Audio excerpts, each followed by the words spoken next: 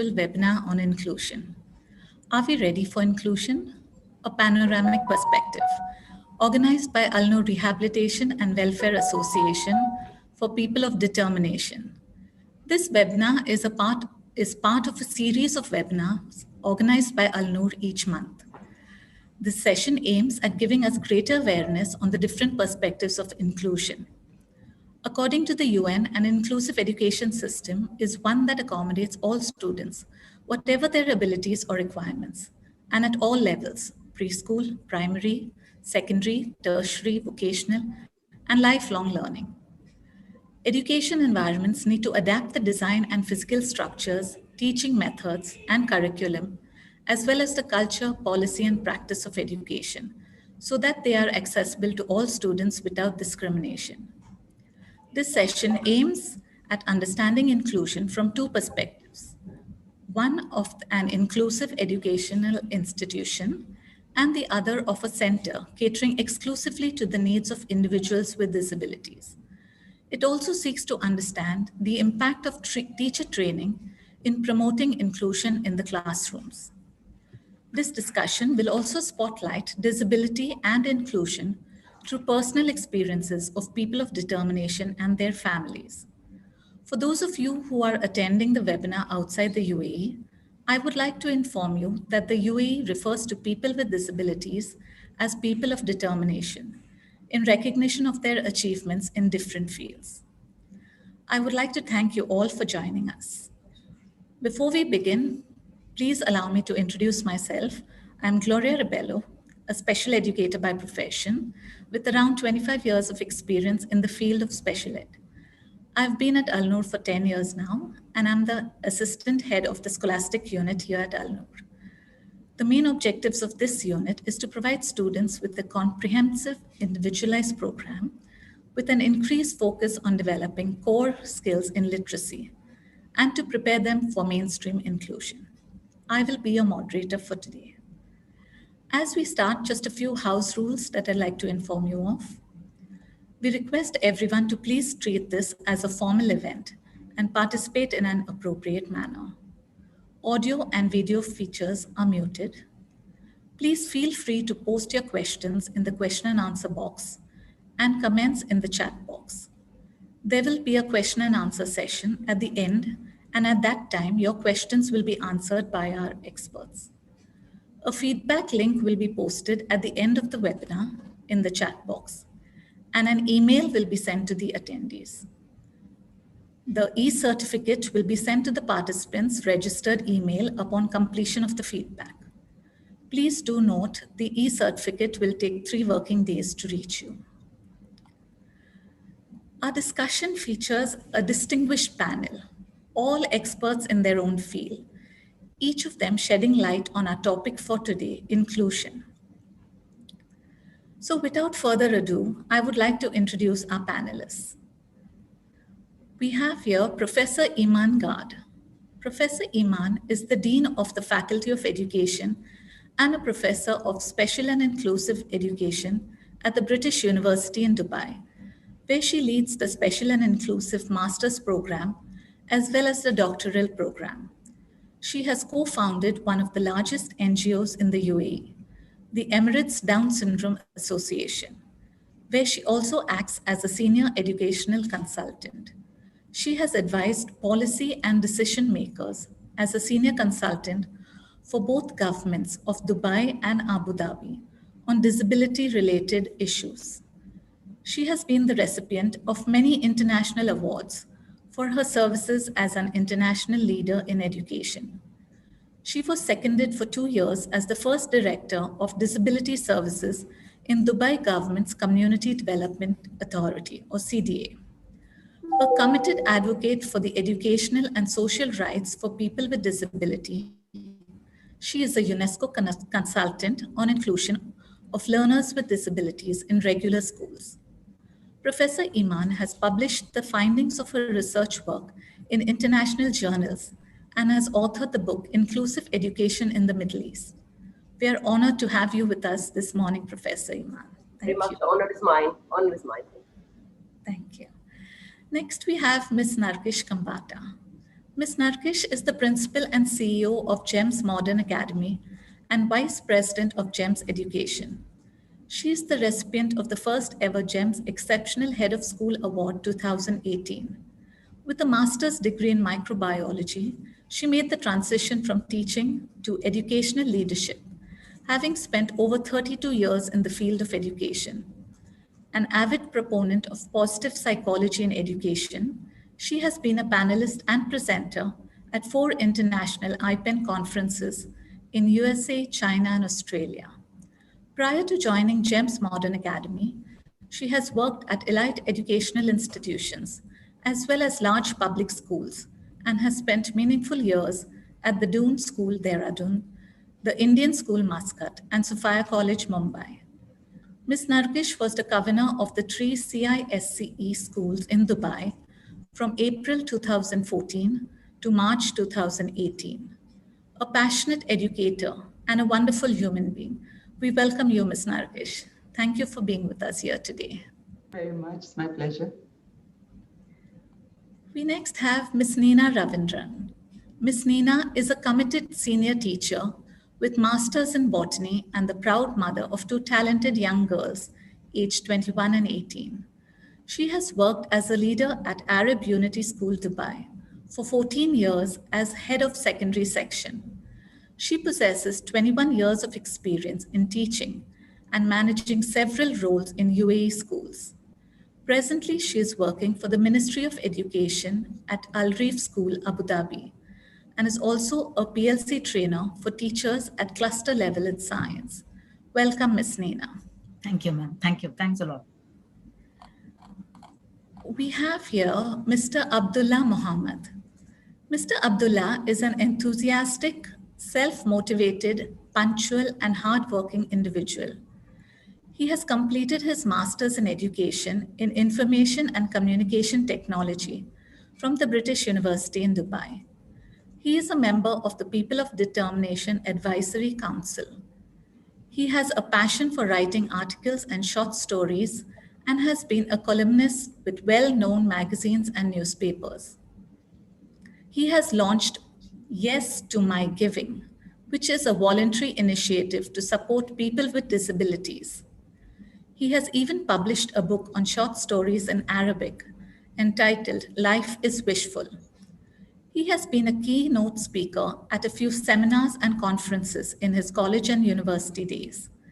He has good skills at organizing events and workshops and has volunteered at many such events. Welcome, Mr. Abdullah. And finally, we have our esteemed director of Al Noor, Ms. Ranjani Ramnath. Ms. Ranjani has a vast experience of around 30 years in the field of special education.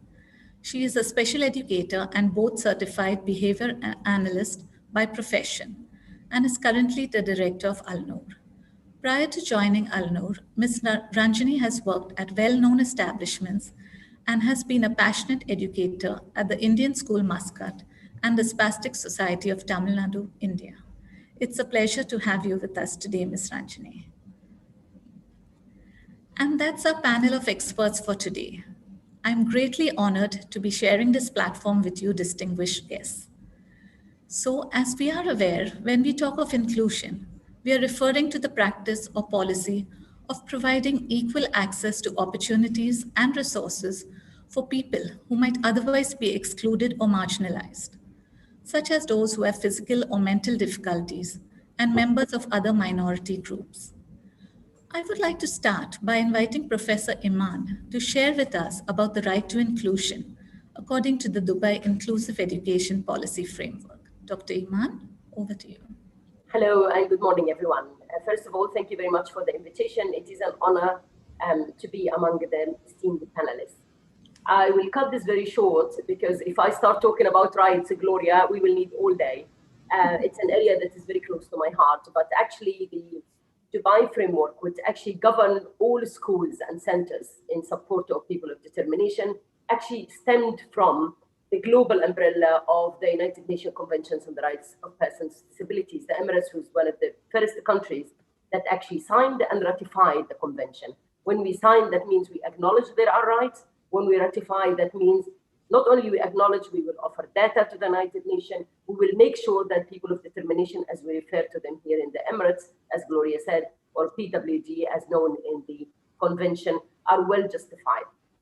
The issue of rights, again, it's a huge subject, but in a nutshell, Dubai, as part of the UAE, and the UAE, as part of the global umbrella of the world, managed to transfer, interpret, translate whatever is said in the United Nations conventions about the rights of those people, of people with disabilities, into action points. In schools and in education, if you look at the latest version of the inspection, for example, and of course it has to be updated every 2 or 3 years, how schools are assessed when it comes to rights of people with disabilities, or people of determination, and as known here. For example, they will have to have a person who would head this process. We call it inclusion champion, for example, as for some of my students say, is my job description being a champion or head of inclusion? I always say, I really don't care what you want to refer to yourself, but there is a person who's accountable for making sure that every child does not miss an opportunity. There is differentiation of instruction. There is environment that supports and welcome everybody, including those with disabilities. So we'll have to have this. Every school must appoint that. Of course, we have to have a governor. I'm a governor for inclusive education in 2 major schools. So that governor, who's an unpaid honorary person, is there to oversee what the school doing to make sure that he or the school is complying with the rights and legislations. We have to have education action team, inclusion action team. Who's in the action team? Everybody in support of supporting the rights for people with disabilities. Again, we need to appoint learning support assistants, people who will be looking after children. Again, you want to give them names, you want to say shadow, learning support assessment, and they say, again, I'm not very fussy about the terminology as much as I'm fussy about the access, the outcomes, the support. Every school, every educational institute must have a strategic inclusive education improvement plan. So they're not standing still here. They will need to look at using index, using whatever they want to do in-house evaluation process to make sure that they stop, act, review, consider the inclusive education as a priority. It is a priority, it's a right. We are past the days where we say, we need now to may include them. Every child matters. And I'm really proud to be one of the people who's been heavily involved many years ago in the early stages of forming even the inspection document and advising on this. And I'm very, very proud. Now, before I leave this point and allow obviously others to speak, every policy has its flaws and has its issues when it comes to implementations. The schools are struggling because some of the schools would need further resources. The children sometimes may have needs that the teachers are not trained to understand. So I'm fully aware of the obstacles, but in a nutshell, if it's a right, it's a right. And I think every effort should be made to make sure that we are all having what we call it a meaningful, inclusive experience. Thank you. Thank you, Dr. Iman. That was very informative. And it's good to know that inclusive education schools need to have an inclusive education improvement plan. That definitely helps us in our long run. Okay, now let's take a look at the policy that a rehabilitation and welfare association like Al-Noor follows. Ms. Ranjani, could you kindly shed some light on that for us? Sure, Gloria. But before I start talking about the policy that we have put in place at Al-Noor, I would like to first speak about Al-Noor. Though Al-Noor has been around for 35 years as a center providing educational and rehabilitation training for people with disabilities, only recently we've been given the status as an association. And as an association, Al-Noor has a certain mandate. We are mandated to work towards supporting integration of people with disabilities into the community. One part of this is inclusion. Again, more specifically, inclusion with 3 broad areas. One is social inclusion, educational inclusion, and economic inclusion.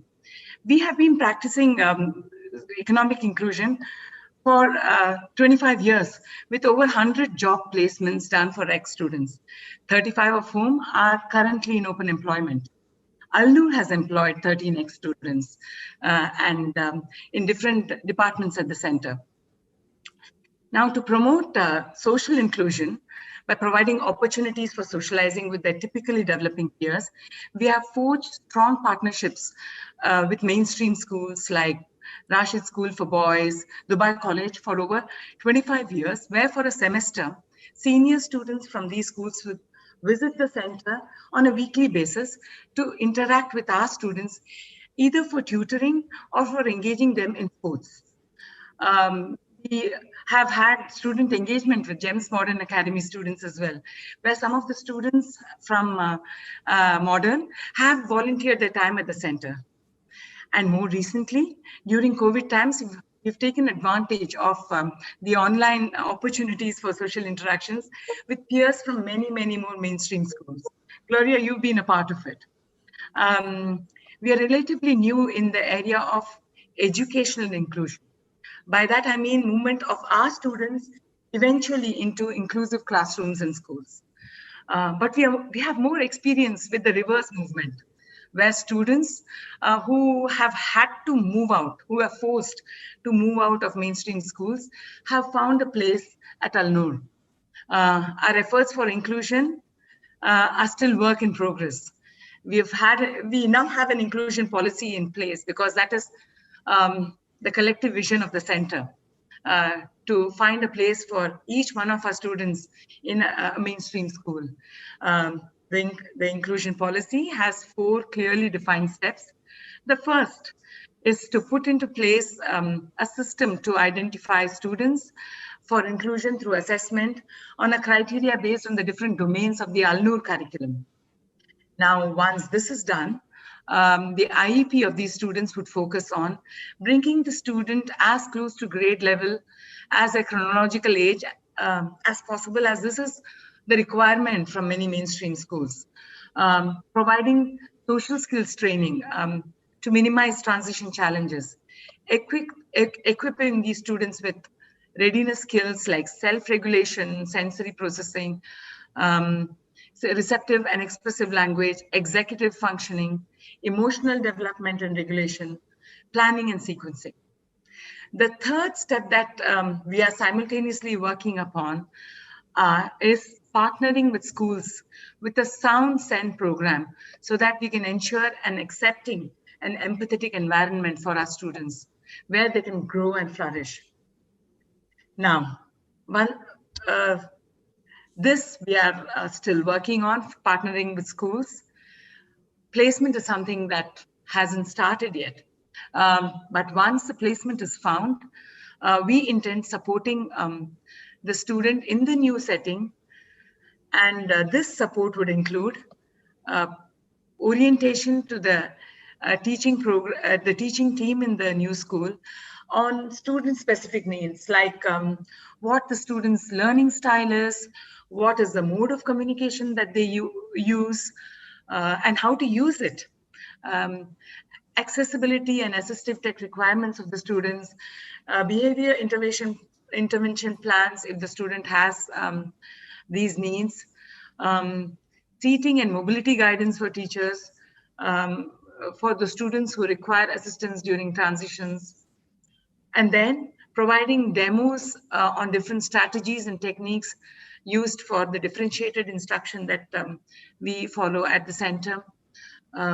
Follow-up meetings with the school team and parents so that there is a consistency in our follow-up, and if there are problems that teachers face later during the inclusion, we can address them. And providing orientation to the new classmates to promote acceptance and cohesion. So, and we don't want our students in their new environment to miss out on interaction with their old classmates. So that's something that we'd like to continue to maintain interaction with their old classmates at Al-Noor. Like I mentioned, this is something that is still on the drawing board, the inclusion. It's something we are passionate about, but it's yet to take off. Yeah, this is what we have in store for the future, Gloria. Thank you, Ms. Ranjani. Yes, thank you for making us aware of how Al-Noor is preparing children with special educational needs for an inclusive environment. And it's nice to know that Al-Noor is also working on vocational, educational, social inclusion at the same time. Yes, and being a member of this team on inclusion at Al-Noor, we know only too well how hard it is, how hard we are working at getting our students into mainstream. Yes. So now Ms. Nargis, can you tell us how these students of determination, how can we help them to find a place in the mainstream school setup? Thank you, Gloria. I must comment on a very calm demeanor, and I can see you must be a huge asset to your organization. When Miss Ranjani was talking, I was just thinking she's talking about everything we do at Modern. So, I was a little confused. Is she talking about Modern or is she talking about Al-Noor? But that's how mainstream we've gone. And I think, we've used the word COIN, the acronym COIN really, to define, what we do in terms of ensuring that our students are very comfortable in mainstream. So the C of COIN is communication. And I think we have, right from changing the mindset of parents at every orientation, the messaging that we communicate is constant because we believe that it's easy to get the infrastructure in place. It's easy to get everything else in place. But if you don't get the mindset in place, then, the acceptance is not going to be there. And we take pride. We've always been an inclusive school. And we take pride in the fact that, we ensure that the messaging is consistent, the mindset shift has happened, the acceptance is very, very high, and it's almost seamless. So, and we make sure that we celebrate everything. So in every communication that goes out, we think that, what is the messaging around students of determination? So that's the C of COIN. The O of COIN is the opportunity. And it really angers me and pains me when I see that sometimes students are used as trophies and they are showcased at very special occasions or only when there's somebody watching over or on a special occasion. But I think there should be opportunities for them all the time at every occasion and every place, because if you don't provide that opportunity, then they're not doing justice to the children. And yes, the flip side also exists, and that is why should the students not get an opportunity for everything? So for example, we debated long and hard. Our chairman and founder, Mr. Sunny Barki, he's also, he loves to have all of our schools inclusive. It was his milestone birthday, and we were taking some students from our schools, and we debated. We had a young student, cerebral palsy on a wheelchair in grade 9, and we said, shall we take her, or will it seem as if we are showcasing? But she had written a poem for him. And we said, would we not have given this opportunity to any other child? Why should we deny her the opportunity? So we took her along with us, just 10 students, but we took her along.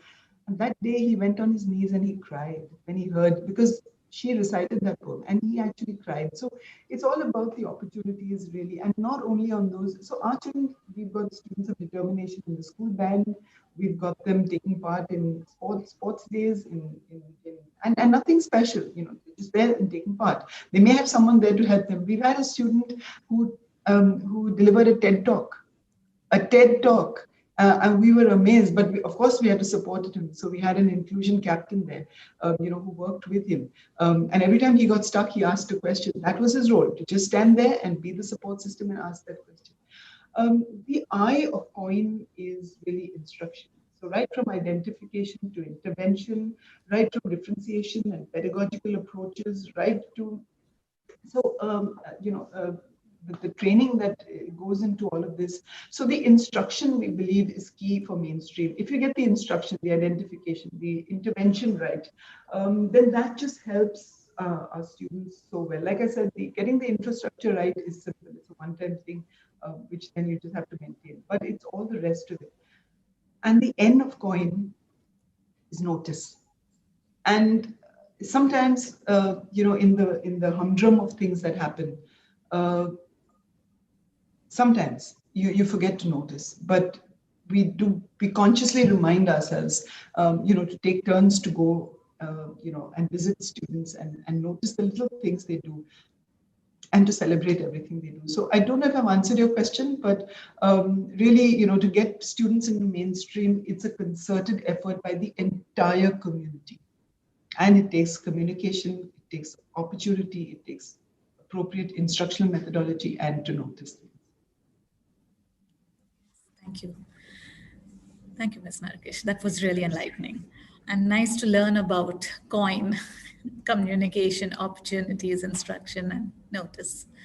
Yeah, and as you said, the cornerstone of inclusion is that any child, including those with special educational needs, is entitled to be educated in the same classroom alongside his or her typically developing peers.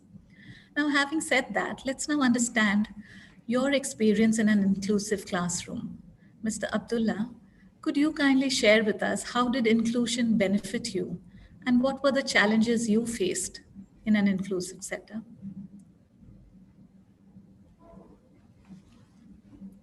Mr. Abdullah? You'll unmute yourself.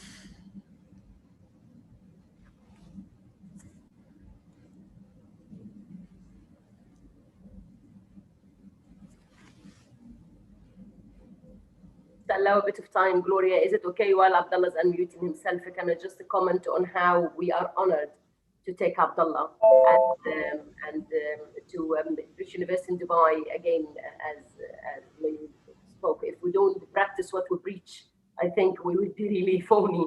And Abdullah brought not just a smile to everyone's face, but he taught us how the meaning of determination is, because he just, basically earning his master's degree in an area that is complicated enough, which is ICT.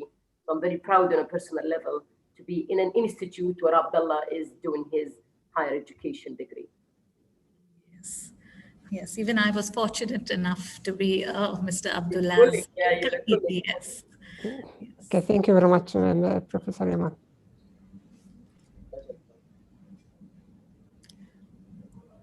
Yes, Mr. Abdullah, you can share with us.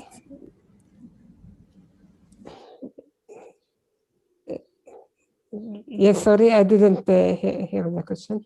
Yes, we'd just like to know how inclusion benefited you. What were your challenges? What were the challenges that you faced in an inclusive setup?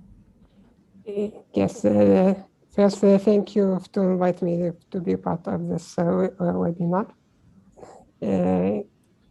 Yes, in my own experience,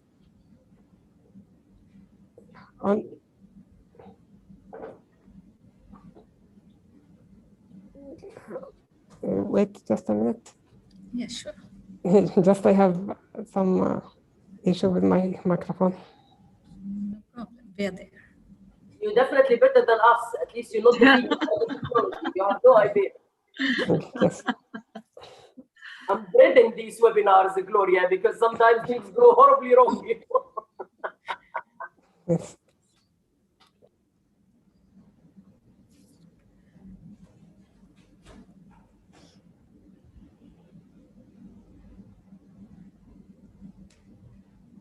Yes, is it clear now, my voice? Yes, sure. Yes.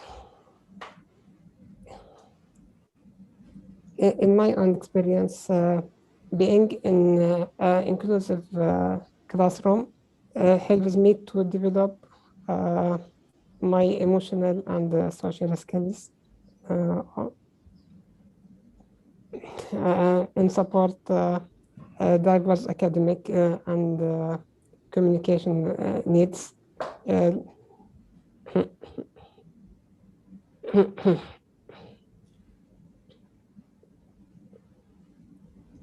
Living also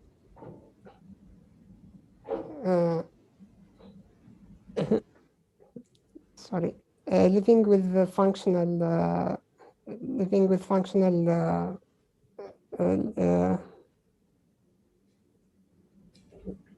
living with functional disabilities, especially when I diagnosed with Duchenne muscular dystrophy, became my biggest challenge that needs to overcome, especially when I was in primary and secondary level school.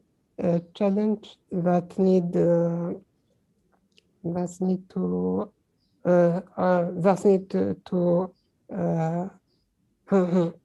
that's need to overcome, especially when I was in the secondary and primary level.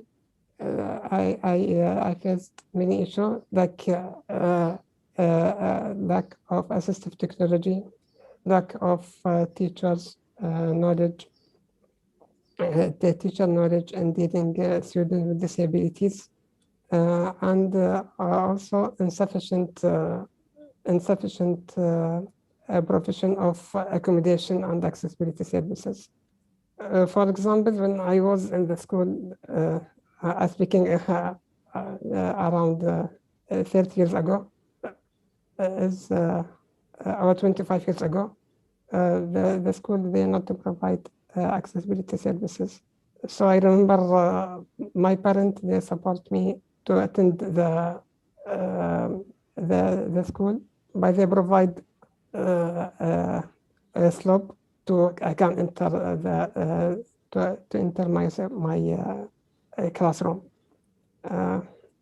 Unfortunately, when I am about to enter college in year of 2002 and 2009, I tried to enter the college between these years. I faced a major challenges that totally prevent me to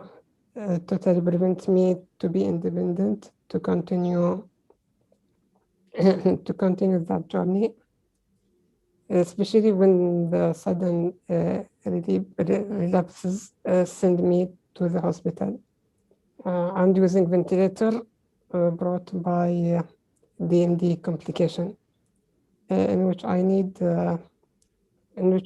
to modify my wheelchair in order to attend college every day. So despite these difficulties, I never stop dreaming and searching for the right education environment that will provide and accommodate my needs as people of determination. Likely, I studied at FCT and BUID, FCT, Higher College of Technology, and the British University in Dubai. That provides proper accessibility. All of this give me the positive impact to collaborate and participate in the various social and academic activities.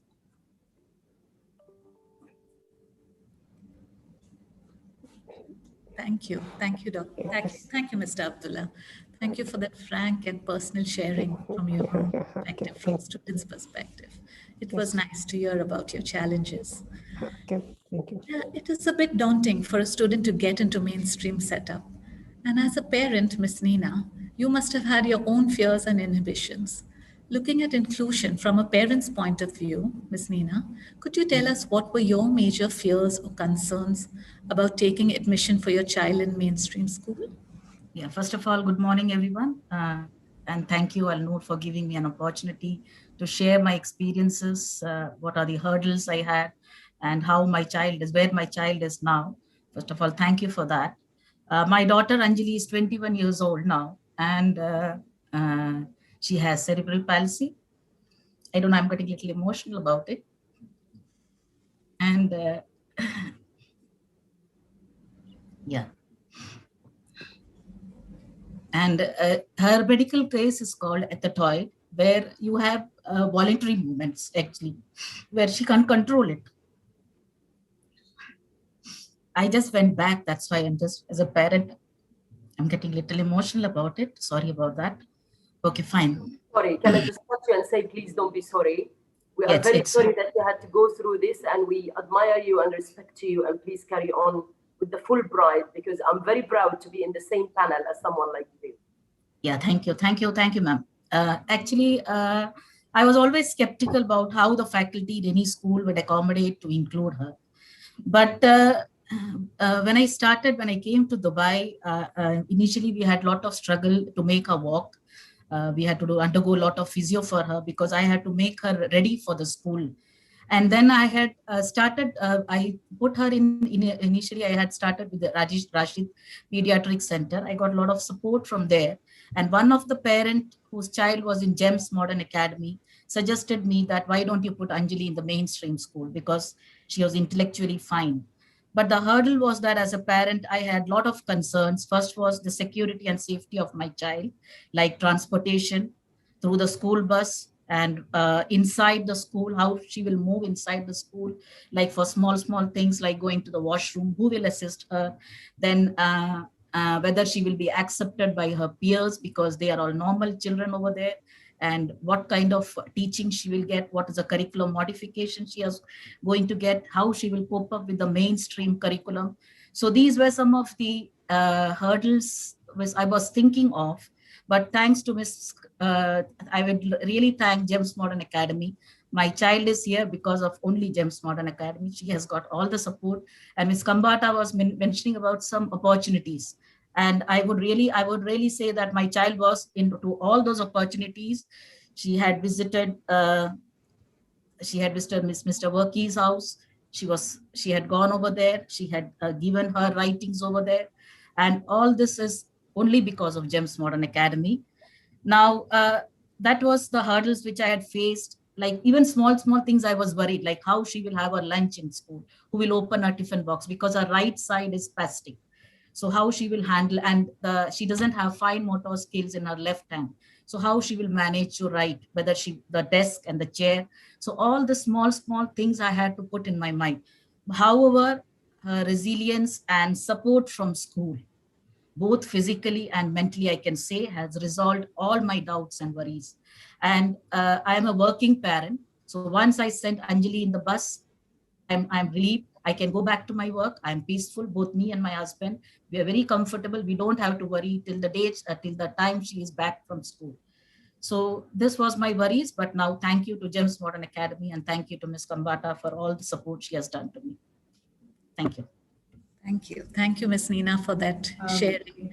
Gloria, if I can just add, Anjali's Sure. writing is absolutely amazing. Wow. And you have to read her writing. I'm going to ask Ms. Nina to share at some point with you. And sure. Yes, we would like to hear something at least of hers. That was very nice. So as we've seen, the key to inclusion, the key to success in an inclusive classroom is for the teacher to plan also for the entire class, taking into account every student. So now let us take a look at how teachers are being prepared to include all students in the classroom. Professor Iman, could you share some light on that? Absolutely. I could see the chat boxes. Some of the teachers, basically, I'm a teacher, so I'm a bit biased. So you'll have to, you have to excuse me for that. I have my full heart is going out to every single teacher who's trying to be inclusive. I always say the argument about inclusive teachers and non-inclusive teachers will stand as long as we stand as human beings. Every teacher should be inclusive teachers. We always went to schools with all types of people. I always say that before the United Nations conventions and the framework and inspections, we've always had inclusion. I don't know about your experience, Gloria. Every single one of us was touched by somebody in a school, that had different needs. We all differed in different ways. Now, talking serious, teachers need to be supported. Shoving a person with complex needs inside the classroom without giving the support to a teacher is a crime, because I think it's ridiculous. There is no way, as I said, I'm not just being biased as a teacher. Every we are in the teaching profession because we have it. What is it is the heart and soul. No teacher is in the teaching profession because, it's whether for money or we know that every teachers are overworked and underpaid. We know that we invest so much time and effort. We know that. So I'm a big fan of all teachers who are trying hard. However, sending a person inside my classroom because of the ethos and values without not preparing me only for inclusive education, supporting me. So, for example, I always say that the practitioner is the fifth wheel in a car. There are 4 wheels in a car. I did a TED talk a couple of weeks ago, and I was talking about how every inclusive car has 4 wheels: the policy, the place, the process, and the practice. And the spare tire that must be in every single car is a practitioner. The teacher is the nut that is holding everything.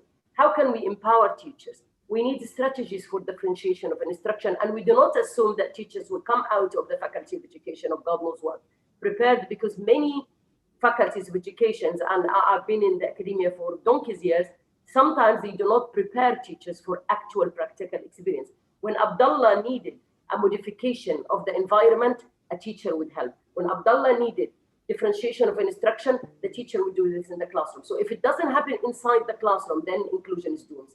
How can we support teachers? Making sure that the teachers are prepared.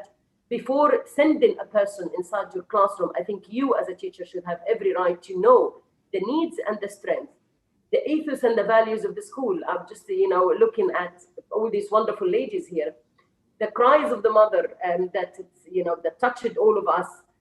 It shouldn't be a privilege that you're sending your child into that teacher, because it's a right, my dear.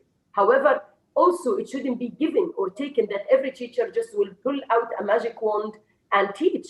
We need to support. There should be open forums among the teachers. I always say the horizontal versus vertical. Every school will have 2 or 3 people, especially in Dubai, we're a transit society.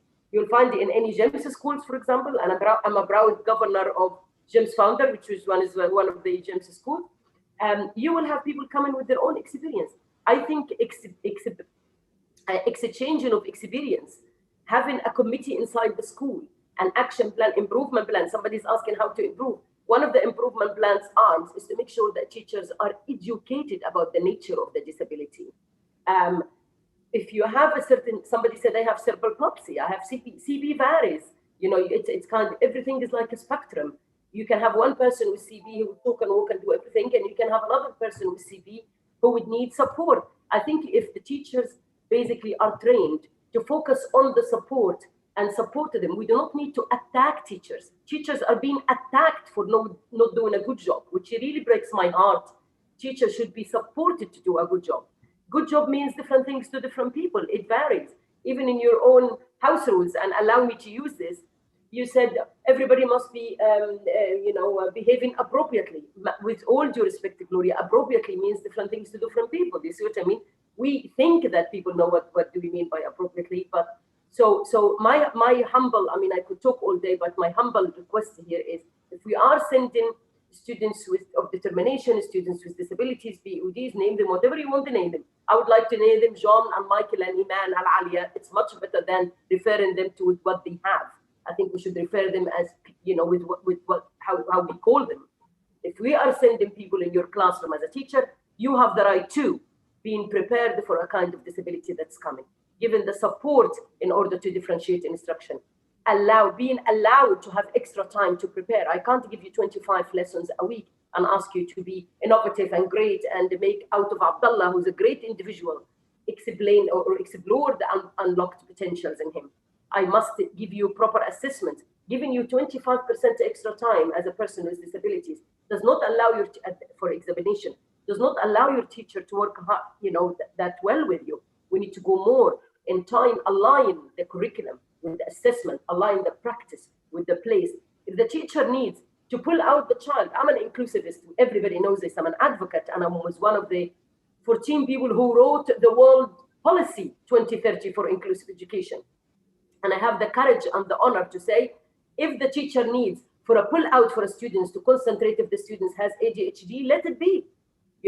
Of course, we advocate for full inclusive education inside the classroom. But Abdullah does not this provision because he does not seem to have any, at that time, behavioral issues. But if a child in need of a calm down, run around the school, go on the tambourine, go and vent outside, I think the teacher should be allowed the flexibility. We need to trust the teachers to differentiate. We need to give teachers the tools to enable them to bring a meaningful experience.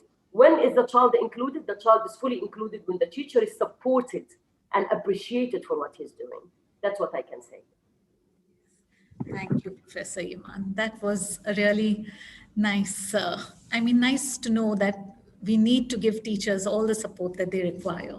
Because of course, in the end, the right training improves the confidence in teachers in their ability to teach students with diverse learning needs. Ms. Nargis, what role does leadership play in providing for a good inclusive environment?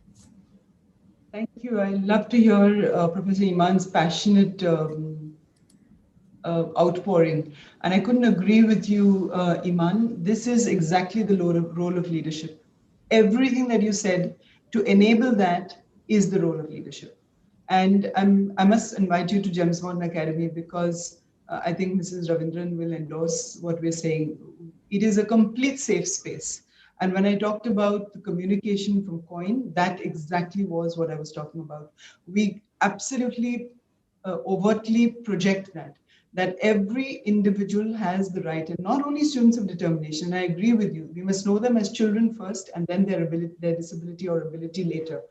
It's the child that you see first, and you don't see the ability or the disability.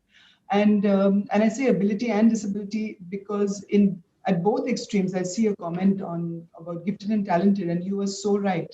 I think Suleiman has put that up there. You are so right, because they have absolutely different needs, and that also needs to be met. But coming to your question, Gloria, what do we do in terms of, as a leadership team? And I think, I love acronyms. So DIVA is my acronym. All leaders are divas. And when I say divas, I mean the drivers of the inclusivity that exists in our schools. And I say drivers only because, I personally line manage the special education department. I used to line manage Arabic and Islamic. I gave that up because I wanted to give undivided attention to the special education department. So it is, and that's not where leadership stops. We have a multi-tiered leadership, facilitation that happens across. And it's our responsibility to ensure there's appropriate training. Iman talked about training. You're absolutely right. If we don't provide training to our teachers, how do we expect them to? And it's not only the task for the special education force or the inclusion champions or the head of inclusion, the SENCO. It's not only their responsibility, it's every single teacher's responsibility. Just because you have a learning support assistant or an LSA, or it doesn't mean it becomes their responsibility for the child. Yes, you're absolutely at liberty to send children out for pull-out sessions when needed, but not as the norm. It becomes convenient sometimes to say, oh, there's somebody to look after the child, send the child out. No, but that sensitization, I think, of teachers, that's our responsibility as leaders as well, to make sure the training is there, resources are there, mobilize all of that. The eye of the diva, I say, is innovation, because if we constantly do the things that we've been doing, then we're not doing our children justice. We're constantly looking around the corner. What's next? What are the best practices happening globally? And Professor Iman, I'm certainly going to reach out to you, because I love some of the things that you said.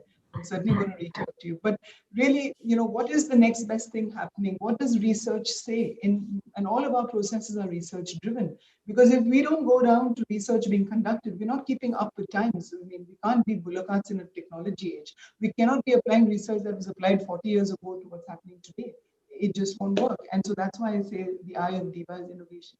The V of diva is voice and empathy, to really be the voice for, the voices that cannot be heard, or the voices that are softened, and to amplify that. I think that's really, really important for us. And leading with empathy.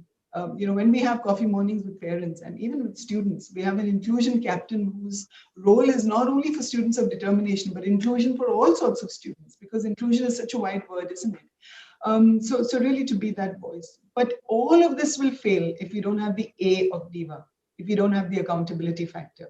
And we have extremely strong accountability measures in place to ensure that we deliver our promise to our parents and to our children. And these accountability measures come in various forms. I'm happy to talk about it at length, but I'm conscious of the audience, and everybody may not want to listen to the accountability rant. But I do believe that accountability is the cornerstone, the absolute essential element in anything that you have in leadership. And we actually put in KPIs for not only teachers, but also for and I say KPI because, not because it's a business term, not because, so what are we holding them accountable to? And ultimately, we've set 3 parameters for them to ensure that they meet those parameters. And that's what we track, that's what we monitor, that's what we support. Because you can track and monitor all you want, but if you don't support and give the teachers the support that they need, we will not achieve what we set out to achieve. So that's the role of leadership. Thank you, Ms. Nargish. That was nice to learn about Diva and, of course, how the entire team needs to work together and needs the support. And it was a good experience. Thank you. Now, as a parent, Ms. Nina, were you satisfied with the educational and supportive services that your child received in the inclusive environment? My child has completed her education. She actually Anjali joined GEMS Modern Academy in grade 4, and the inclusive program which I feel for Anjali in GMA was fantastic. Anjali joined, as I told you, she joined in grade 4, and it was a lot of concerns for her also, for me also, when she entered the school. Now, when she entered the school, her class initially, there were a lot of restrictions from the peers, but with the support of the teachers and the counselor, her class, slowly her peers started mingling with her if she was not having any challenges. I would really admire more than the teachers, I would want to mention about the children in GEMS Modern School, because the way they treat Anjali, as if Anjali is a normal person.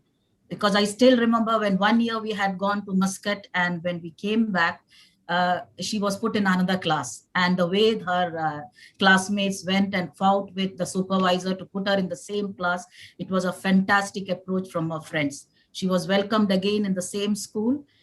Then speaking of the other inclusive program which she had in GEMS Modern Academy was her subjects and curriculum, which was administered in line with her challenges so that she can adapt and she can assimilate. Then the teachers, and as I mentioned, teachers and students together, they ensured her well-being mentally, physically, and academically.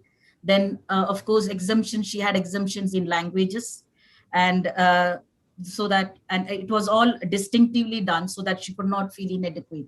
So she was not given Arabic, she was not given Hindi.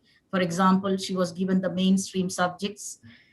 Beyond this, I can say that she was taught to resolve and strengthen herself through various activities. Like she was made a teacher on other teachers' day. I still remember she was preparing her, like I do. She was asking me how to prepare a lesson plan. So she was preparing a lesson plan, but the only worry was she could not wear a sari on that day. She was really worried about that. So, and she was, like Miss Kambata had mentioned, the school sports day. She was there in the band program. And the biggest thing I would remember is she was put in a play where she was, of course, she was supported by her the peer students.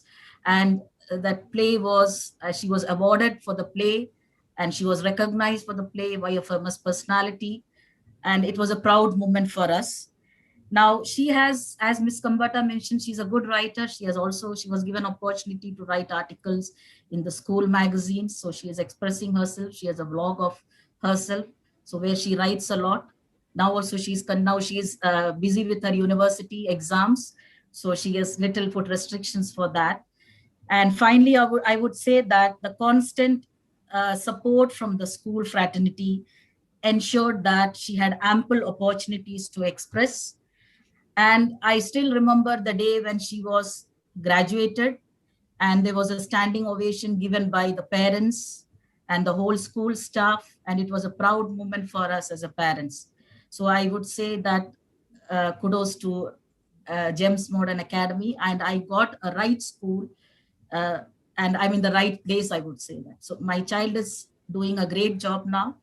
She has completed her 12th with 83% of marks, and she is doing her university now in computer science. She has already finished her first semester now. Thank you. Thank you, Ms. Nina. That's very true. Parents, peers, teachers, when they all work together and make the best possible learning experience, it benefits every individual.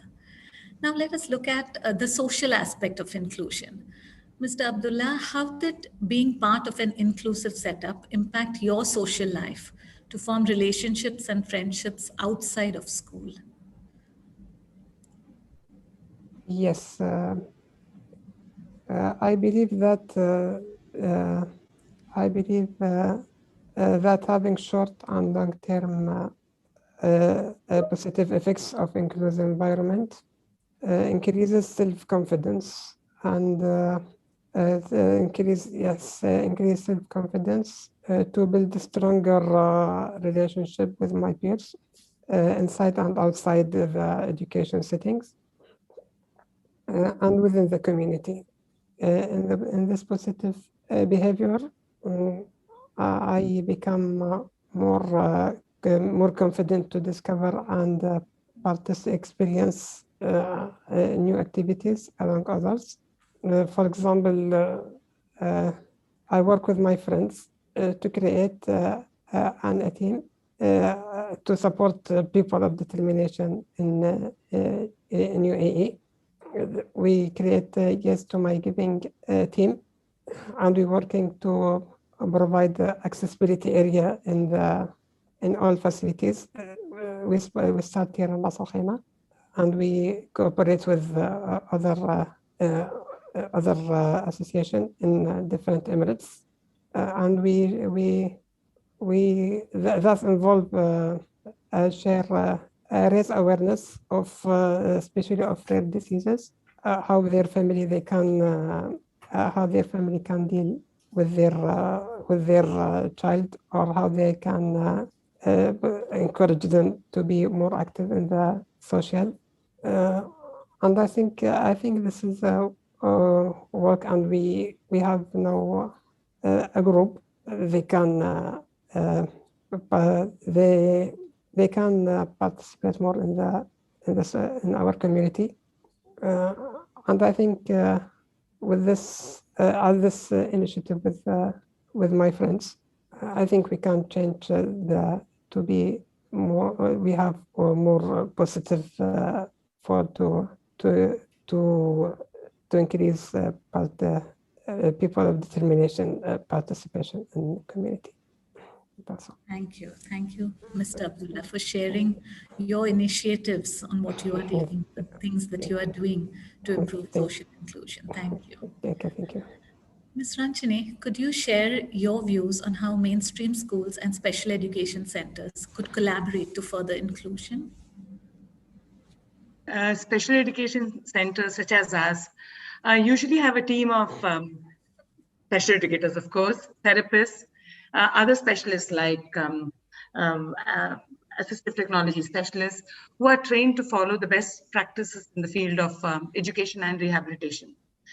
Speaking of Al-Noor, we have always striven to keep abreast with the latest developments in the field, undergone training in evidence-based practices, and developed capabilities, which as Ms. Kambata mentioned, can be equally relevant in a center such as ours or in an inclusive school. Some areas where Al-Noor, and I'm sure many other centers as well, have gained expertise in our assistive technology, alternative and augmentative communication, parent training, and curriculum modification. Modifying existing gender-led curriculum has been an effective way to create a more accessible learning environment to support all students and their teachers in various educational contexts. Curriculum modification could include modifying content, modified instruction, modifying learning outcomes to meet the students' diverse needs. Something a special education teacher in a center follows with a group of students as a matter of course. In a class with extremely diverse students with complex communication needs, varied cognitive abilities, behavioral challenges, accommodation and access needs, and sometimes significant health conditions. This is a knowledge that special education centers can share with inclusive schools to demonstrate how opportunities can be provided for all students to access, participate, and progress in the gender-led classroom simply by lowering barriers to learning. Another area of collaboration, I would say, is parent education. Parent education can help parents train their children in areas of communication, behavior, adaptive skills, generalization of previously learned skills, and with effective coaching, families can learn to understand the child's behavior, respond with appropriate best practice techniques, become active participants in analyzing their child's behavior, and assist in developing an intervention plan and implementing the plan. Parents can also become more familiar with the language and concepts of intervention used by all these professionals who come and talk to them, who give them, who use jargon. So they would become more empowered to make these informed decisions about their children's education and to counter the jargon. We have one such program at Al-Noor, the Parent and Child Training Program. Parent and Child Training Program has been successfully running for over 15 years. And the goal of this program has been to improve the quality of life of children and adults with autism by utilizing scientifically validated and effective intervention. This training is provided to the parents, who in turn train their children. We also have regular training for our parents in the form of workshops and demos, as we believe that training empowers parents not only to work towards their child's progress, but also to act as advocates for their rights. Assistive and use of accessibility and use of assistive technology is another area where special education centers have knowledge and experience. Assistive technology is any device that supports independence of a person with a disability. Assistive technology can sometimes be very simple and low cost, such as pencil grips, adapted spoons, or something more sophisticated like eye gaze devices, like some of the devices that we use at Al-Noor, or a computer with the speech-to-text possibility, speech-generating devices. Technology can create a level playing ground for students with sensory or motor or cognitive disabilities, and it has the power to open educational doors for them. Alternative solutions from the world of technology are accommodating physical, sensory, and cognitive impairments in many ways. It helps individuals with disabilities to fully participate in their school. It helps them to participate in the workplace and in the community. The last but not the least, and one which is very close to my heart, is the role of that augmentative and alternative communication plays in fostering successful inclusion of students with complex communication needs in the gender-led classroom. This cannot be underestimated. It is important to integrate AAC into the daily school life to ensure access to and participation in the gender-led curriculum. Inclusion has to mean more than just being in the same physical space with typically developing peers. It must constitute a context in which meaningful learning occurs. And without the mouthpiece for this person who is an AAC user, meaningful learning cannot occur. There is no doubt that when AAC of a child is part of his intervention, it automatically ensures his access to learning and skill acquisition, as only that intervention, which includes his AAC, is tailored to meet his unique and diverse needs. Special education teachers and therapists working in centers become adept at AAC usage due to the very nature of their jobs. Typically, in a classroom of 10, there would be 4 to 5 AAC users, and students using different kinds of AAC, different high-tech, low-tech, different apps that they use. So the teachers become very good at moving from one AAC device to the other, from switching from one app to the other. And so I feel there's great potential for knowledge sharing and collaboration in this area between mainstream schools and special needs centers. So over to you. Yes, thank you. Yes, training, and of course, how well you have put forth that AAC is so important when the student goes into a mainstream classroom. Thank you. Professor Iman, could you let us know right now, where are we in terms of inclusion and what needs to be achieved now? Okay, do you want the good news or the bad news? Both. The good news that there is a leap of acknowledgement of rights. I think the right-based approach, and again, I was doing this TED Talk a couple of weeks ago, and we talked about how people now started to feel, this is my right. Teachers are more empowered, slightly. Sometimes, we need more improvement. The schools are feeling that, okay, it's all right, now we need to do it. Parents feeling that they have no shame or feeling that, when I was listening to Nina, for example, and you see the sound and the tone of how grateful she is. Oh, they treated her as normal. I'm sorry, I'm a researcher, Nina. I just keep, analyzing. So I took, as an in vivo, I took the keywords from what you said, and it just rings in my head as an advocate. So the good news is that you've been empowered, but the bad news, my dear, is, there is a leap in inclusivity. But the bad news is, until we really feel that, Angela's accessing her right. So Nina should be feeling the norm. It's a norm for her to go to a school. I want you to be grateful, Nina, but I don't want you to be that impressed. I'm using you as an example for parents. That, they just treated her normal. There is nothing, normal is relative. We are all not normal. Normal is, I don't know about you, but in this very panel, if we have 81 people and ask you what is normal, we can spend all day trying to define normal. Normality doesn't exist. It's a relative term. So I think the bad news here, or the things that we need to work, trying to be positive here on, is for Angela to access education without feeling that it's a privilege or a gift. It's a right. For the teacher to be supported without feeling that he or she is attacked and has to perform without being empowered with the right training and the right tools. For centers to work along with schools. If I ignore the expertise in the centers, I would be very foolish.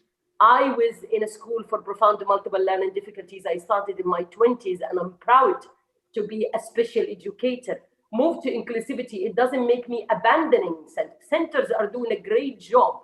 They just need to work with the schools to empower. Centers it's a hub for the expertise. If we ignore them, shove them under the name of, inclusivity, then we don't do centers. Yes, we don't do centers when the child is able. Every child should have an opportunity to access and to unlock his full potential. So the areas of improvement here that we need to do is to have this holistic understanding of inclusivity. We need to calm down a little bit when it comes to this and say, okay, Angela's right to access education. We're not doing her a favor. The school is doing a great job, and thank you very much, and it's a great example. The university opened its door to Abdullah because it's his right.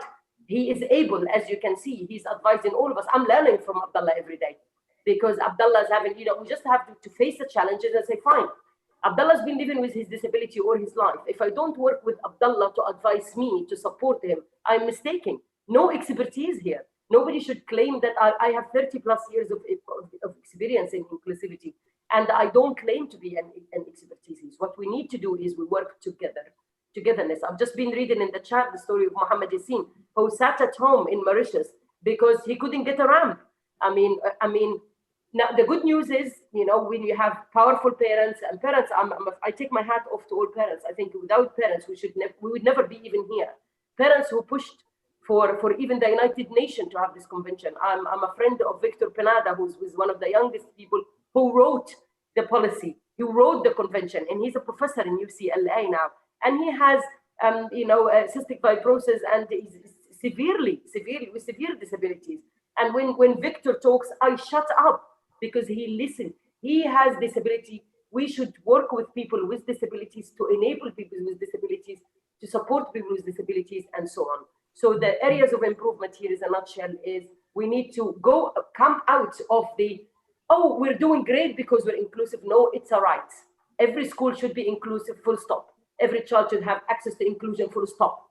Angela's right to access inclusion is a right. You're not doing her a favor. It happened that the school is supportive, which is great.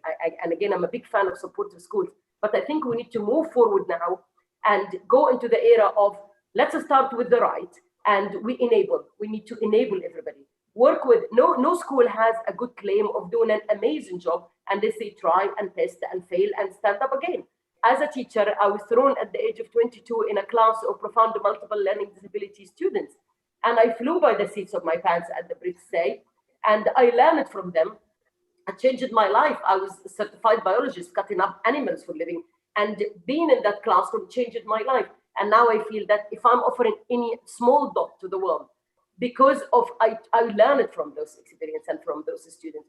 So please, let's just, as we say, my humble advice here would be, let's just do away with the expertise hat and say, okay, every disability is a challenge that we need to face. However, with the mind of, all right, there is no way we can go back to the days I worked very hard and others worked very hard and you all worked very hard to come out of the sympathy hero. I mean, Angela is not a hero. She's great, but she's a human being, just like us. So the balance, you know what I mean? The balance of, if Abdullah, I don't know, Abdullah did his master's degree, but if he cheated and turned it in, told me that he cheated, he will be punished and probably kicked off as the dean. As the dean, wearing my dean's hat now, I would happily kick him off because he missed, he cheated. Of course, that you didn't, but there we go. So I think we need to really be realistic about inclusivity and inclusion and try to argue it from a pure right-based approach. I am not doing you a favor, I'm helping you to access your right. And at the same time, you are not special, you are not a hero, you are not different. Yes, you are facing your challenges. I am working with you. It's me and you against a challenge rather than me against you or me against the teacher or so on. When I do advocacy and I go and support the school, I start by thanking the management and the teachers. Not because, again, they are doing a good job, it's their job. But I thank them for taking the opportunity to listen to inclusive professors and people and experts to learn. I think we're all on a learning path, and I think I'm learning until today. I don't want to tell you how old I am, but I'm learning until today. Every day is a challenge. Let's learn together. You're not a hero and you're not down. You're not a special person and you're not, and it's not a gift that we're allowed you in. The balanced approach to inclusivity, that's my humble opinion. I just want to add on what Dr. Iman said. Actually, my daughter was feeling very bad that people used to call her physically disabled or special needs, but I would really appreciate that what UAE has changed that terminology into people of determination now. So I that's don't want really any terminologies, yes. Nina, quite frankly. Yeah. I mean, you're barking at the wrong tree here. Yes. I feel that, quite frankly, to be honest, people ask me all the time because you know how I feel about terminology. I just want that to be Angela and Iman and John and Michael. But actually, if the terminology supported the provisions for people, I'm happy with that. I would go with anybody who would support an extra support for people with disability of determination or whatever. All my friends are people with disabilities. And just a very, very quick funny story. Once I sat on a panel next to a person who was visually challenged. And I said, I'm now going to introduce my, he was a professor from Jordan. I will never forget him. And now I'm going to introduce my professor, blah, blah, blah. And he is, with visual challenges. And he just looked at me he was stunned and he said, you know what, call me blind, but give me my rights and provisions. I'm very comfortable for you to say the blind man, but give me my provisions and access and support me and give me a white cane and allow me to sit here. So I think we need to, as I age, Nina, I get to calm down a little bit about terminology. I will work with any terminology as long as it supports a person who needs support. Thank you. Thank you. Thank you. Thank you, Professor Iman, for that summary, for summing it all up so beautifully. Yes, we have a long way to go, definitely. Well, we have got a whole bank of information from our experts right here. So now let's see if there are questions. There were some questions which were filled in the forms. So there is something which we haven't yet covered. Dr. Iman, this is for you, Professor Iman. Someone wants to know if there are inclusive colleges and universities and how we can better integrate people of determination in tertiary education. So how can these children be at the same level as the mainstream students? Okay, in tertiary, as I said, if you go into TEDx website and you just put Iman Gad, you will have 18 minutes of talking about the current status of higher education and tertiary level institute. So we don't want to take the panel time. By all means, it has all the information and the status. The answer to your question in a nutshell, every college and every tertiary institute should be inclusive. If we work very hard, I mean, if Nina and the school and the management tried so hard to get Angela to get her GCSE and she doesn't get to a college, then we have a problem. Because what are we trying to do here? So in a nutshell, every tertiary education institute should be inclusive by default. The law and the regulation, and I'm very proud to be one of the people who was consulted to review the legislation here at some stage, all the way from back 2006 until now. So the policy is clear, the legislation is clear. An institution should be inclusive, full stop. So the norm is for an institution to be inclusive. I always advise parents and advocates to take your child, and we did this in one of the schools in Sharjah, because the schools would not allow it, and it was a high school, and the girl went all the way to primary preparatory, and she didn't go to high. So the school said, no, I can't take her. So I told the mother, take the law, and I printed it for her, and I say, take it and go to the head teacher and say to her, well, if the federal institutes, if the federal law says my daughter should come to school, if you are declining my daughter right to come to school, please write a letter and say that why. So the head teacher was terrified, and she accepted the girl. But again, do we want to covert exclusion? Do we want to force schools and institutions and tertiary institutions to have people? No, we would like a meaningful experience. So the answer to your question, every school and every university should be inclusive. Thank you. Thank you, Professor. There's another question which says, how can we make sure that students of determination have received the right support from all stakeholders? Ms. Nargish, would you like to answer that? So I'm not sure there's an answer to that, but I think it goes back to two things. One is, what is the philosophy of the school? And when the school says they're an inclusive school and the leadership is sensitive, they will put systems in place to ensure that there is support. The other, of course, is the legislative piece. It is everybody's right. I couldn't agree more with Iman. It is everyone's right to have that. And you know, a school that really says, oh, poor thing, is not the right inclusive environment for the school. And I'm sure many, many principals have moved way beyond that. I think UAE has moved way, way, way beyond that. I think probably 10, 15 years ago, perhaps it would have been, oh, poor thing, you know, and all of that. But now I think the mindset has completely changed, and there is a high level of acceptance from peers and everybody. And that comes because of constantly communicating the same message. So, you know, a school that has accountability measures in place will always track and will be able to give you evidence that, yes, there is support at every level. But more than that, I think it is the ethos of a place. You walk into a school or you walk into a university and you will know whether the ethos is inclusive or not. You have a conversation with the students and with the staff, and you will know whether that school is an inclusive school or not. So I don't know if I've answered your question, but it just depends on the ethos of the school. If the ethos is right, yes, there will be support at every quarter. And every leadership team will have an accountability structure, or should have an accountability structure.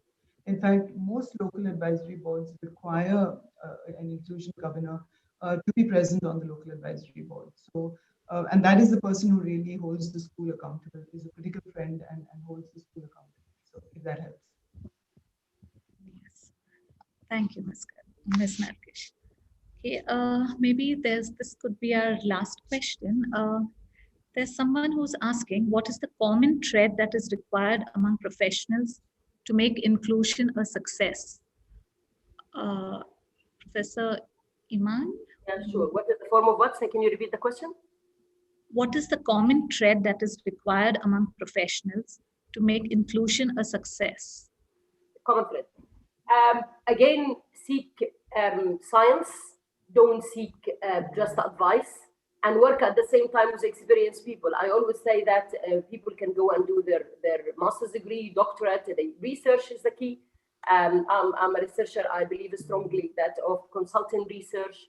Don't build your theories into something that is hocus pocus, just, you know, and don't, you know, because there is so much mindset for thousands of years that some people are ineducable. We can't educate them. And I think once we arm ourselves with the right research evidence-based stuff that supports us. For example, there is a lot lately, I mean, I write, other people write on hundreds of articles on the effectiveness of meaningful inclusivity, and also hundreds of articles on covert exclusion, for example. Are we really taking people because we have to take them? I learned at one school, one of my PhD students, she's an inspector for KHD. And she said that we went to a school and they went, you know, when they give you a day to go to the school in the olden days, now they go suddenly. And she said, we went to the school and we couldn't find the children of determination at all. And then she happened to know a parent somewhere, and the parents will send a letter, imagine, to say that, oh, we have an inspection, please keep your child at home. I mean, for the love of God, what are we trying to do here? You know what I mean? So, I mean, I'm not going to tell you how the school is punished for that. Probably you will understand. But you know what I mean? I think what we need to do is research. Go for research-based evidence. Drop down all the guard and misconceptions and stereotypes. I am learning every day. From, as I said, you know, for example, I had very strong views about the pull-out, push-in, and stuff. And then when you listen to teachers about everyday struggle with inclusivity, then you start to find solutions. So my humble advice would be arm yourself with research. Read. There's plenty of stuff online. Google Scholar now has open access, and just read. This is what I would say. Thank you. And I think we have time for one last question. There's somebody who has asked, what kind of training do you provide for your teachers at Al-Noor? So, Ms. Ranjani, would you like to answer that in a nutshell? Training is a very important part of Al-Noor, so much so that we have a dedicated research and training department at the center, and with the annual training calendar, which covers internal as well as external trainings. Internal trainings are provided by senior members of staff at the center in all the areas of the rehabilitation of physical therapy, occupational therapy, speech therapy, assistive technology, literacy, and academics. In fact, for the conductors who travel with the children on the bus, we also have motoric practices, lifting and carrying. So training covers every staff member at Al-Noor. So it's part of our policy.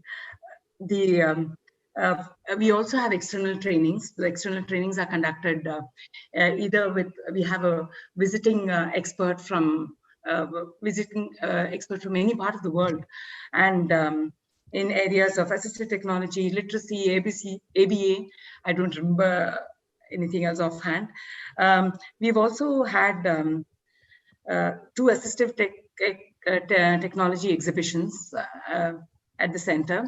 These assistive technology exhibitions have there's not only been an exhibition, it has also had an attached conference with experts across the world speaking on the subject. We've also held a hackathon. So this hackathon had 10 people with disabilities and teams working with these people to find solutions, access solutions for them. So these are some of the things that we've done. We run an RBT course. The RBT course is for people outside the center. So anybody can apply for that course. Yeah, so these are some of the things that we do. Wow, that's a lot. Thank you, Ms. Ranjani. So moving forward, we realize that the focus for inclusion is on the institution's ability to adapt to the needs of the child by planning different activities in order to meet individual needs. It is a key milestone as Dubai progresses towards a system of educational excellence for all. The extent which students of determination have access to education is a critical component of achieving inclusion in our schools. This requires schools to identify and remove barriers that prevent or restrict their participation and engagement. And on that note, I would like to say thank you to all our panelists. I am glad I had this opportunity to be a part, and I have learned so much from all your insights and sharing. A big thank you for spending your time here with us today. Thank you so much, Mr. Abdullah, Professor Iman, Ms. Nargesh, Ms. Nina, and Ms. Ranjani. I would also like to take this opportunity to thank our audience for their participation and comments in the chat. Unfortunately, we were not able to discuss some of the questions due to time limitations. But I'm sure, like I've answered all the questions that has been directed to me. I've answered it in the chat, and also we didn't have a chance to thank you for managing it very well. Thank you so much, Professor Iman. And as we end the session, like me, we will all be leaving the session with a better understanding and awareness on inclusion from different perspectives. So before you leave this platform, please do fill in the feedback form in the chat box. And on behalf of Al-Noor Rehabilitation and Welfare Association for People of Determination, I thank you all once again and wish everyone a good afternoon and a pleasant day ahead. Stay safe. Goodbye. Bye. Thank you, Gloria. Bye. Thank you. Thank you. Thank you, Gloria. Thank you, everybody. Bye-bye. Thank you. Thank you very much. Bye, Abdullah. Bye. Thank you. See you. Bye. Bye, Ms. Kambata. Bye. Nina, please give Bye. Anjali a big hug from me. Yeah, yes, sure, I'll do that. Miss Nina. Yeah. Bye-bye. See you, bye, Miss. Bye, Miss Kambata. Bye, Abdullah. Thank you. Thank you. Thank you, bye.